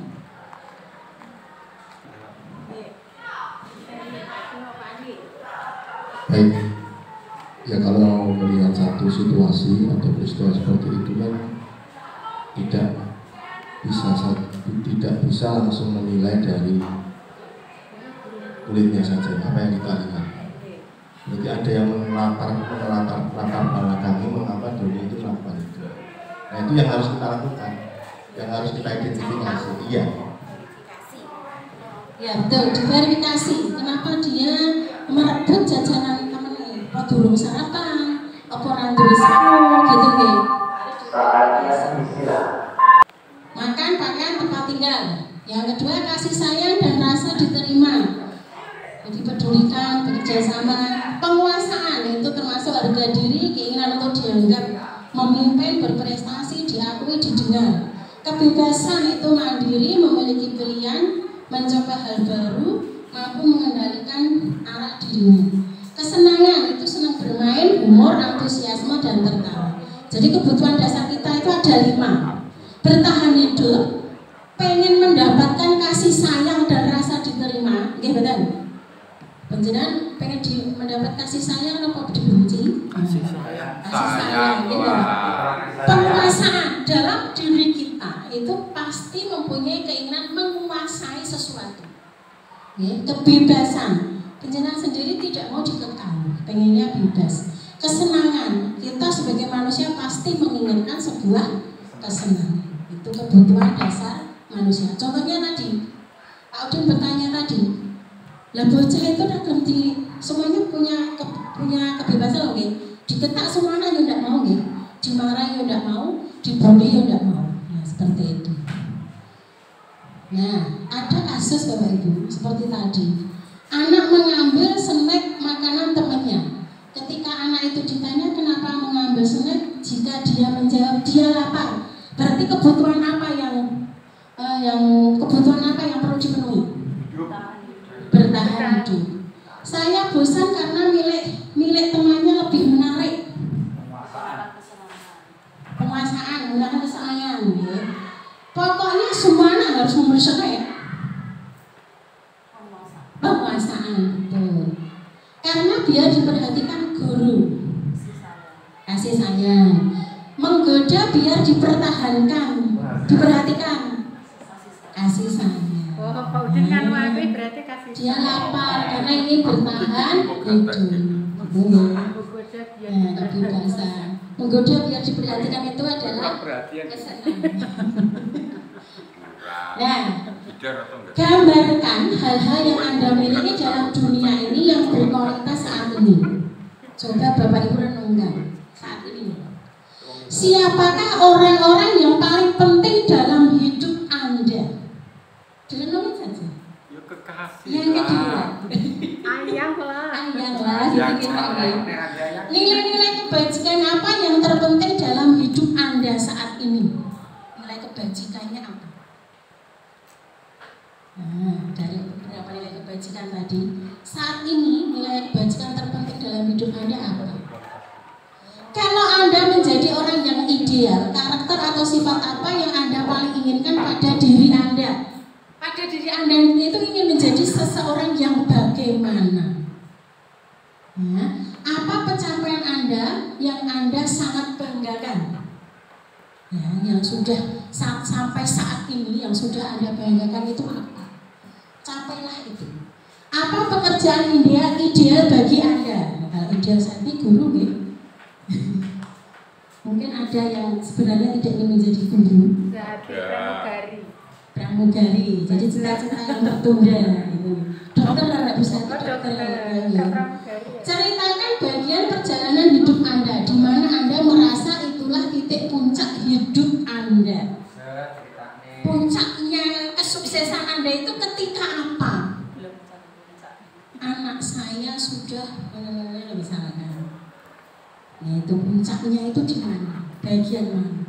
Kalau saya sudah mendapatkan suami. Oh iya, itu puncaknya Ibu. Nah, itu nanti berkelanjutan ya. Kalau sudah punya suami biasanya punya keturunan. Setelah punya keturunan meneh apa puncak terus lho. Tambah lagi Mbak anaknya gitu ya. Dan seterusnya gitu. Apa yang paling bermakna dalam hidup Anda saat ini? Kalau kita orang tua ya anak kita. Yang kelima Bapak Ibu, materi yang kelima. Posisi kontrol kita sebagai seorang guru. Nah, ini yang ditanyakan Pak Udin tadi nggih. 5 posisi kontrol kita sebagai guru. Kasus dulu Bapak Ibu. Tisa dan Hana dipanggil Ibu Dewi baru saja mendapatkan pengaduan dari Ibunda Tisa bahwa Hana menggunakan kata-kata kasar dan merendahkan Tisa di media sosial. Sebagai orang tua jenengan otomatis yang menerima ya. Nah, yang kedua, Anto jarang sekali hadir di pembelajaran jarak jauh dan pada saat hadir pun Anto seringkali menggunakan kata-kata kasar di kolom chat, mengejek teman-temannya. Hal ini sudah sangat mengganggu dan beberapa orang tua murid yang mengikuti pembelajaran daring mengeluhkan perilaku Anto. Penerapan disiplin apakah yang Anda lakukan untuk kasus Hana dan kasus Anto? Nah, yang pertama.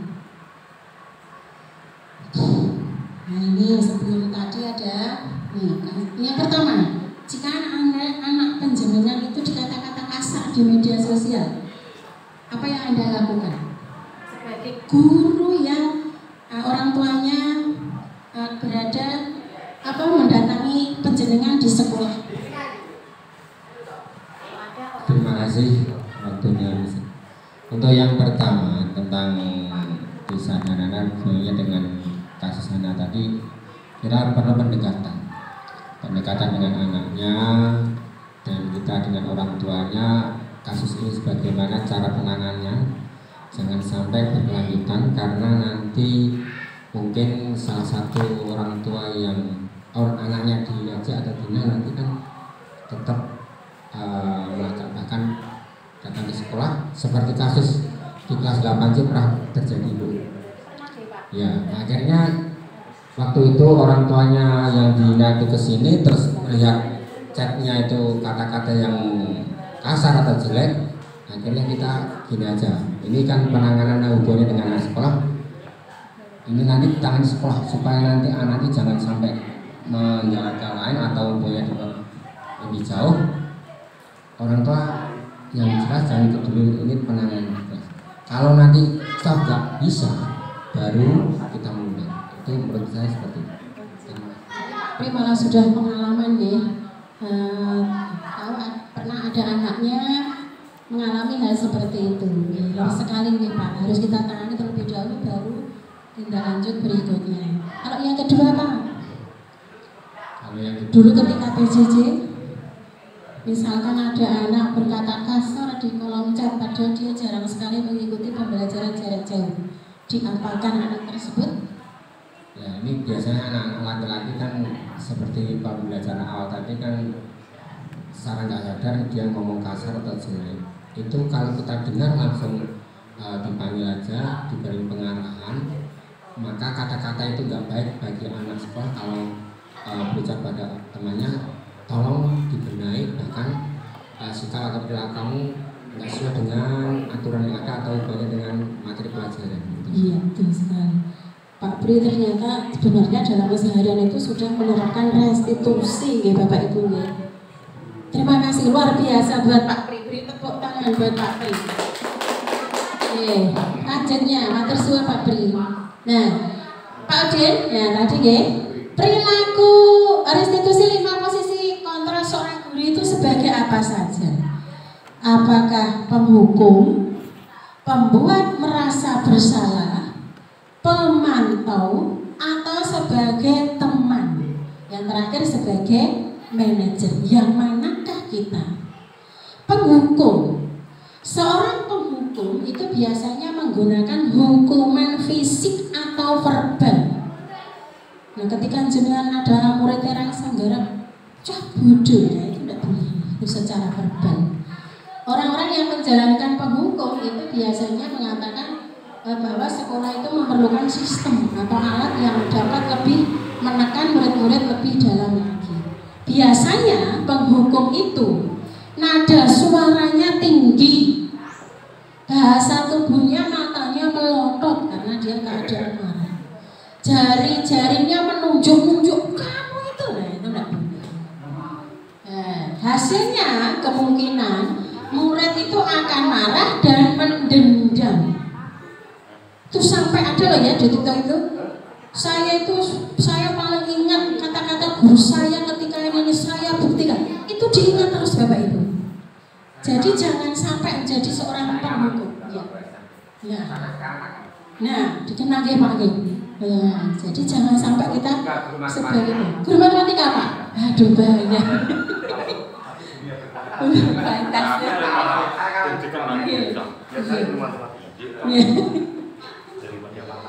Yang kedua, pembuat Iwan Pak. Nah, aku malah dikenang. Kalau dikenang bayinya ya tidak apa-apa toh Pak. Kalau yang jelek-jelek ya jangan. Pembuat merasa bersalah. Posisi ini biasanya gurunya bersuara lembut. Tetapi ya, rasa bersalah akan menggunakan keheningan yang membuat orang lain itu tidak nyaman, bersalah atau rendah diri.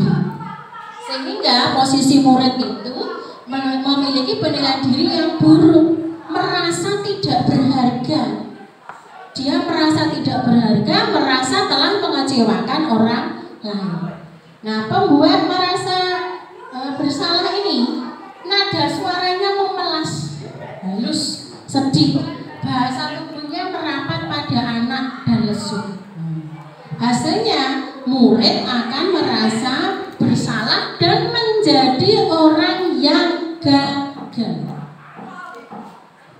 Jadi hanya merasa menjadi orang yang gagal. Sebagai teman, guru pada posisi ini tidak mungkin menyakiti murid. Ya.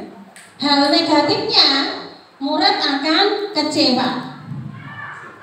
Hal lainnya, murid akan tergantung pada guru. Suaranya biasanya ramah, akrab, dan bercanda. Bahasa tubuhnya itu merapat pada murid. Hasilnya murid akan senang dan akrab. Ya. Negatifnya Tetap ada negatifnya loh guys sebagai teman. Dia akan tergantung pada guru tersebut. Oh nek wis saya mau cari Pak ini, ketika ada masalah ya dicari Pak itu terus ya. Nah ini sebagai pemantau. Posisi pemantau berdasarkan pada peraturan-peraturan dan konsekuensi. Jadi seorang pemantau itu mengandalkan penghitungan catatan data. Posisi ini menggunakan stiker, slip, catatan, dan daftar. Jadi dicatat dulu. Permasalahannya apa, menghasilkan apa, jadi dipantau dulu. Nada suaranya datar, bahasa tubuhnya formal. Hasilnya murid memahami konsekuensi. Guru tidak menunjukkan suatu emosi yang berlebihan. Itu pemantau. Nah yang terakhir Pak Den, dan ini manajer. Bagaimana sebagai kita manajer? Guru berbuat sesuatu bersama murid, mempersilahkan murid, mempertanggungjawabkan perilakunya dengan mendukung murid agar dapat menemukan solusinya atas permasalahannya. Sebagai manajer kita tidak hanya mendoktrin anak kamu salah, tidak hanya itu, tetapi harus dicarikan memberikan solusinya. Posisi manajer mengacu pada restitusi yang dapat menjadikan murid sebagai manajer bagi dirinya sendiri sehingga tercipta identitas positif atau berhasil pada murid. Nah, suaranya lembut. Jadi kita harus pintar memajar. Niki 5 posisi kontrol tadi nggih, penghukum, pembuat orang merasa bersalah, teman, pemantau dan manajer. Nah sekarang contohnya sebagai penghukum. Misalkan kasusnya, siswa tidak memakai atribut lengkap saat upacara bendera. Hormat pada bendera selama 1 jam, itu disebut penghukum. Pembuat rasa bersalah, berapa kali Bapak Ibu harus memberitahu kamu selalu saja mengecewakan Ibu. Itu contoh kalimat pembuat rasa bersalah. Sebagai teman, contoh kalimatnya, ayo dong ikuti aturan sekolah, tolong bantu Ibu ya sekali ini. Ya sudah, tidak apa-apa, lain kali jangan sampai berbuat seperti ini lagi. Itu contohnya. Pemantau, kamu sudah melanggar peraturan sekolah, kamu tahu konsekuensinya. Setelah upacara kamu beli atribut ke koperasi ya. Nah itu sebagai pemantau. Nah kalau sebagai manajer, apakah kamu tahu kesalahanmu? Kira-kira kamu memperbaiki kesalahanmu? Tidak. Nah itu sebagai manajer. Kamu tahu kesalahanmu, tidak bawa atributmu. Kira-kira bagaimana kamu memperbaiki kesalahanmu? Saya akan beli atribut di koperasi Bu. Nah itu misalnya. Nah coba Bapak Ibu dijawab apa? Posisi kontrol apakah aku? Saya kecewa sekali dengan kamu. Dari 5 tadi ini termasuk apa? Ini termasuk apa? Penghukum. Saya kecewa sekali dengan kamu. Pembuat rasa bersalah. Yes. Kamu tidak pernah benar melakukannya. Kamu tidak pernah benar melakukannya. Penghukum. Apa rencanamu untuk menyelesaikan masalah? Manajer. Ayolah lakukan demi Bapak Ibu ya. Teman. Kamu tidak pernah mendapatkan nilai jika tidak mengerjakan tugas.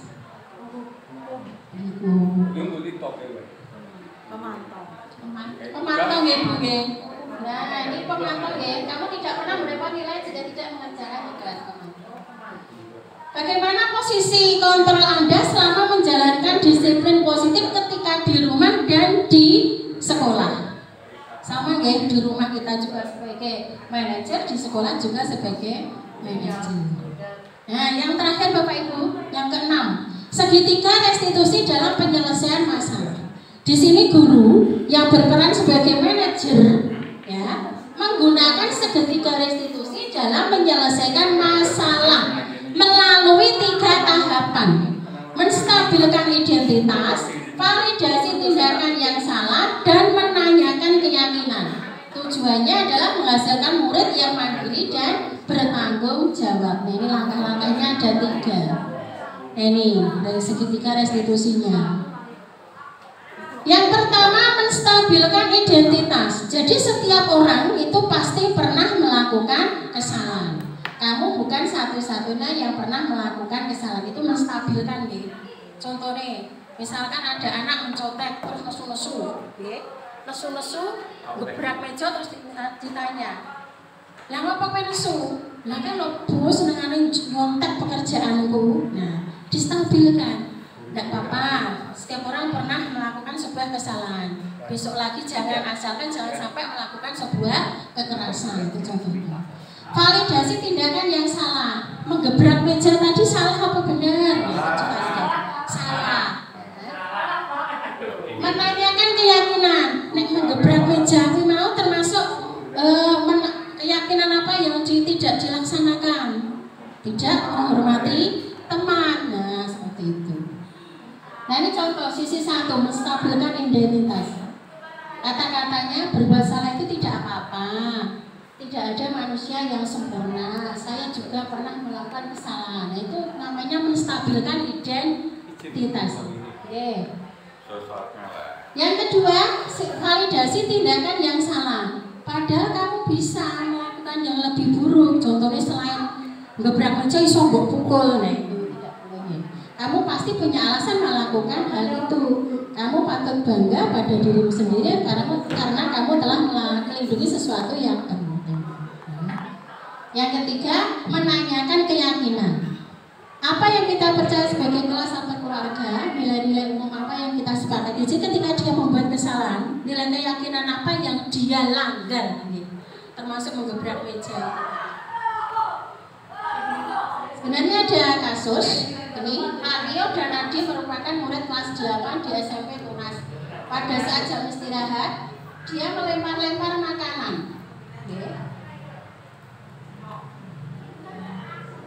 Nah,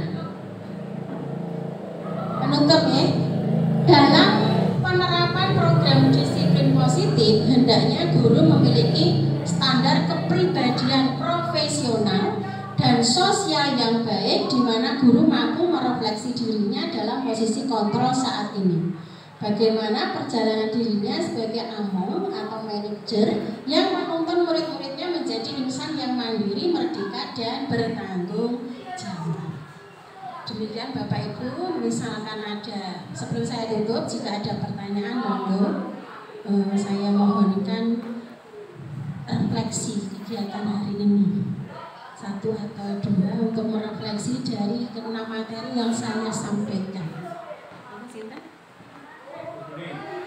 Adalah mendiseminasikan budaya positif yang ada di sekolah, baik banyak yang kita pelajari, baik mulai dari pengertian disiplin, kemudian nilai-nilai kebajikan yang diyakini secara universal, kemudian membuat keyakinan kelas, kemudian 5 posisi kontrol guru, kemudian juga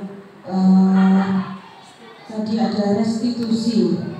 Baik Bapak Ibu, setelah mendapatkan materi diseminasi dari Bu Rohma, calon guru penggerak angkatan 10, semoga kita semua sebagai guru, sebagai warga di sekolah di sini bisa menerapkan nilai-nilai kebajikan yang kita yakini tadi bisa kita terapkan dalam kehidupan sehari-hari. Kemudian juga keyakinan kelas, monggo mulai sekarang kita mulai sedikit meninggalkan apa yang namanya peraturan kelas, kita ganti dengan keyakinan kelas yang kita sepakati antara guru dengan murid, sehingga kalau sesuatu itu disepakati bersama maka akan meminimalisir pelanggaran peraturan itu sendiri. Melakukan di posisi yang mana sehingga nanti kedepannya kita berupaya untuk bisa menjadi guru yang berperan sebagai seorang manajer. Kemudian yang terakhir tadi ada restitusi. Baik Bapak Ibu, apabila murid kita melakukan pelanggaran, maka sebaiknya kita tidak melakukan hukuman semata-mata, tetapi kita berkoordinasi, kita konfirmasi bagaimana cara penyelesaian permasalahan dari anak yang melanggar peraturan tadi dengan melalui segitiga restitusi. Terima kasih, itu refleksi dari saya. Sekian. Bapak Ibu, terima kasih. Itu tadi, terima kasih sekali Bu Yuni refleksinya. Semoga diseminasi saya kali ini bermanfaat untuk kita semuanya, terutama saya. Dan ternyata setelah diseminasi ternyata tanpa penjenengan sadari, penjenengan sudah melakukannya. Dari saya cukup sekian. Assalamualaikum warahmatullahi wabarakatuh. Bapak Ibu Guru, demikian tentang pemaparan materi diseminasi budaya positif sekolah dari Ibu Romah Wati SPD sebagai calon guru penggerak.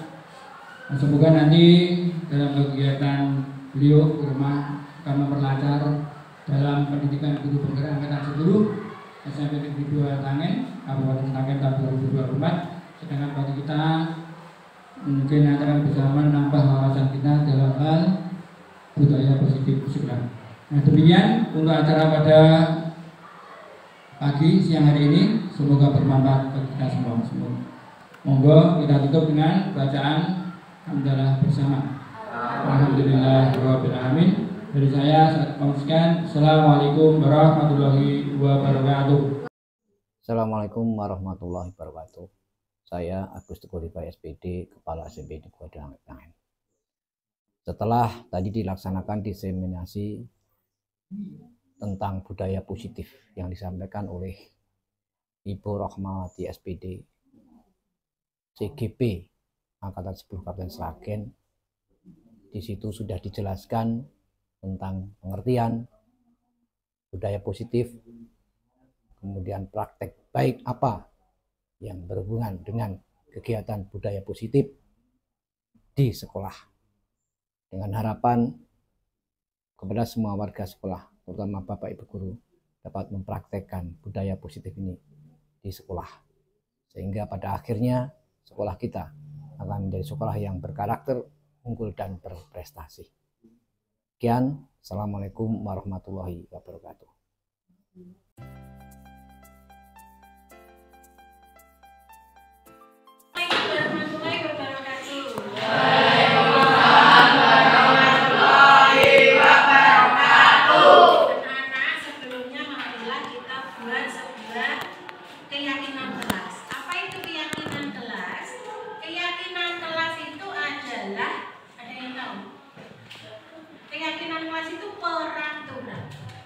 Peraturan yang kalian buat sesuai keyakinan kalian.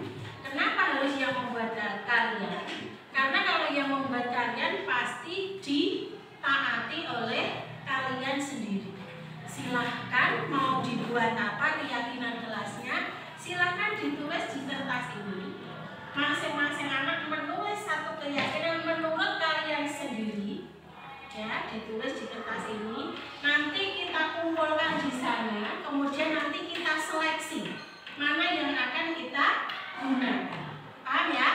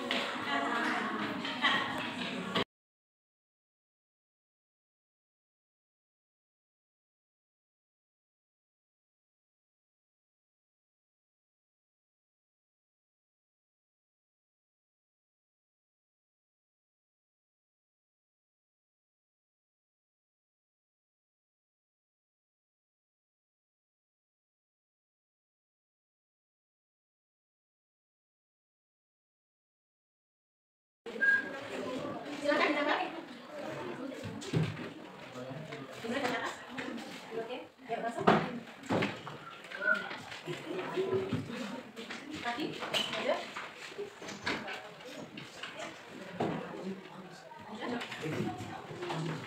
Ayo.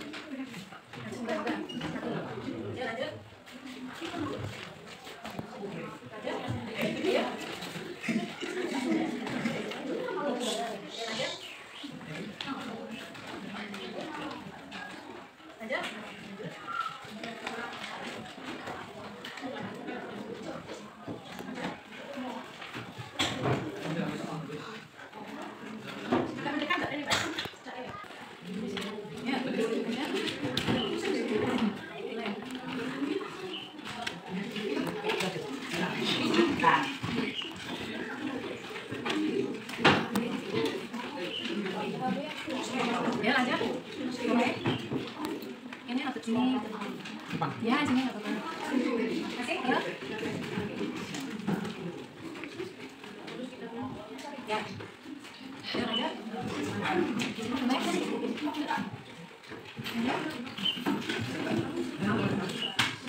Kasih lagi. Ya.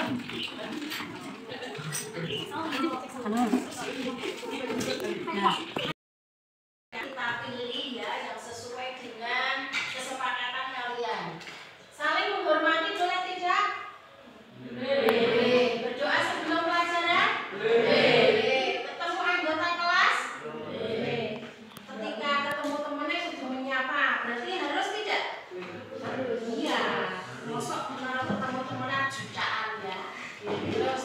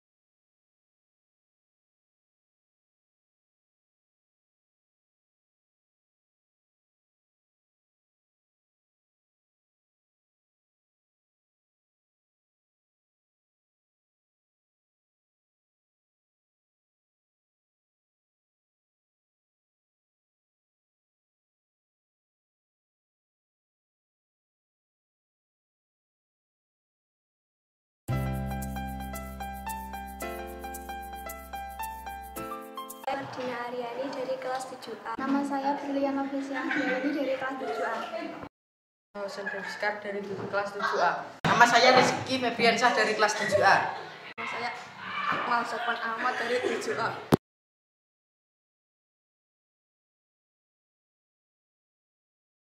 Saya bahagia. Adanya keyakinan di kelas saya. Saya gembira. Saya bangga. Saya suka.